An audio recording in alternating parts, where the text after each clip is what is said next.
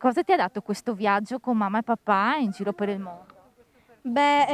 Prima di tutto mi ha dato un'esperienza indimenticabile. Abbiamo imparato anche lo spagnolo, conosciuto molti nuovi prodotti, come si fanno e soprattutto siamo stati in famiglia. E come a livello di amicizie siete riusciti a farvi degli amici un po' in giro per il mondo? Sì, sì, in realtà io e mia sorella siamo molto "come ti chiami? Quando compi gli anni, qual è il tuo colore preferito? Vuoi giocare?" Così proprio. Quindi siamo molto insomma, per noi è molto facile fare amicizie e ne abbiamo fatte un sacco durante il nostro viaggio. Il luogo che ci è piaciuto di più, e in generale anche tutta la famiglia, è stato l'Ecuador appunto.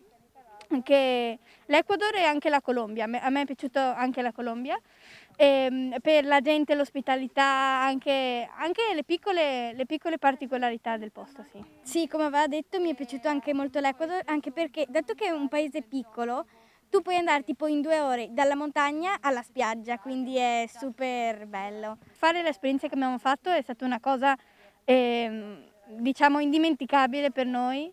Viaggiare è sempre ti dà molte ricchezze, diciamo, viaggiare, uno vedere personalmente altre cose che uno potrebbe anche guardare dalla televisione, no, ma personalmente proprio ti rimane in testa perché tu l'hai visto con i tuoi occhi. Quindi sì, è veramente bello. Siete tornati da questo viaggio interrotto, quali sono state le difficoltà che avete incontrato? Per riassumere le difficoltà di 5 anni in poche parole è difficile, son tante. La difficoltà è forse riuscire a mantenere un buon equilibrio tra tutti noi quotidianamente e credo che siamo riusciti in tutto questo e siamo soddisfatti. Poi adattarsi a qualsiasi cultura, condizione, questo è un gioco che ormai è diventato quotidiano. E tante piccole difficoltà, come nella vita di ogni giorno, di ogni famiglia, siamo riusciti ad affrontarle, testa alta e avanti. Nonostante la pandemia in corso, state già pensando a quello che potrebbe essere la prossima tappa del vostro viaggio, quando sarà tutto finito? No, ogni giorno è una tappa nuova. Il nostro non è una vacanza, è uno stile di vita per cui la possiamo adattare in qualsiasi contesto, quindi anche qui il nostro viaggio in qualche modo continua. A Revine, che sia qui, che sia in Centro America, che sia dove sia.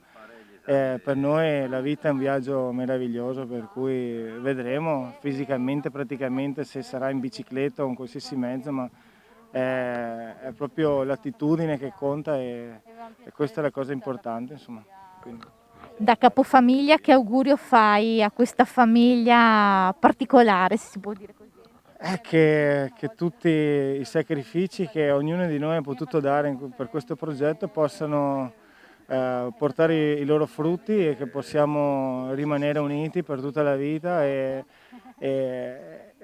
e niente, ricordare di tutto ciò che abbiamo vissuto e portarlo ad esempio, che sia un fonte di ispirazione per tanti, che si può e anche con poco semplicemente rendere straordinaria le proprie vite. Ci puoi in breve dire qual è stato il ricordo più bello e magari la difficoltà maggiore che avete incontrato in questo lungo viaggio? Sembrerebbe una domanda facile, ma è difficilissima perché in 5 anni immaginatevi la quantità di bei ricordi. Io credo che il ricordo più bello sia in generale l'affetto della gente. Ricordo alle volte di essere arrivata stanca a fine giornata, però veramente magari non sapendo dove avremmo dormito e trovare una persona che ti dice mi casa è tu casa, vieni, ti apro le porte e condivide la tua casa con te, la sua casa con te è veramente uno dei più bei tesori che ci portiamo dietro. Brutto ricordo? No, perché in realtà ogni cosa poi si è risolta, questo l'abbiamo capito.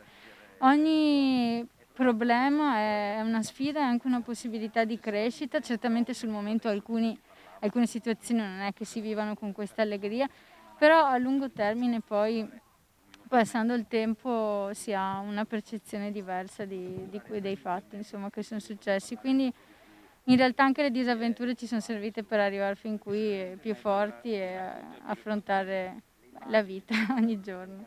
Consigliere, un arrivo atteso di una famiglia un po' particolare. Ebbene sì, dopo diversi anni sono ritornati, il loro viaggio purtroppo si è dovuto concludere per causa di forza maggiore e siamo ben felici di accoglierli qui a casa dopo tanti anni. Per il comune di Revine Lago un'esperienza un po' particolare questa. Beh, certo, un'avventura così, partire, attraversare tutto il Sud America in bicicletta è sicuramente stata una grande avventura. Oggi un arrivo speciale qui a Revine Lago. Sì, effettivamente è un arrivo speciale, non potevo non venire ad accoglierli perché io ero presente alla partenza, ero presente all'aeroporto quando sono arrivati, l'unica pausa che hanno fatto nell'intermezzo, e quindi mi sembrava doveroso venire ad accoglierli anche se non rappresento più la maggioranza in comune. Ho anche abbandonato il cantiere, quindi sono venuto com'ero per accoglierli al meglio. Che cosa rappresenta un'esperienza come quella dell'Happy Family per una realtà territoriale come quella di Revine Lago? Beh, sicuramente hanno rappresentato e hanno dato lustro al nome di Revine Lago in tutto il Sud America, quindi è sicuramente un bel pregio per il comune di Revine Lago.